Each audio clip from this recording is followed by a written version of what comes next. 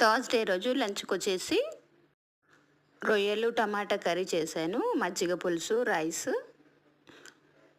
పిల్లలు రొయ్యలు, టమాటా కర్రీ తినరు కదా! వాళ్ళ కోసం ఒక 3 ఎగ్స్ అయితే ఎగ్ పుట్టులాగా చేశాను. చిన్న పాప తింటది గానీ పెద్ద పాపనే తినదు. ఇంకా అందరం కలిసి లంచ్ అయితే చేసుకున్నాము. ఇంకా మా బుడ్డోడైతే ఈరోజు లేట్‌గా వచ్చాడు. ఇంకా అందరం కలిసి అన్నం తినేసాం. కొన్నే రొయ్యలుంటే రొయ్యలు, టమాటా, ఆనియన్స్ వేసి చేశాను. కర్రీ మాత్రం చాలా టేస్టీగా వచ్చింది. సమ్మర్‌లో పెరుగైనా, మజ్జిగ, పచ్చి పులుసు తింటే కడుపులో చల్లగా ఉంటుంది కదా! కొంచెం మజ్జిగ పులుసు అయితే చేశాను.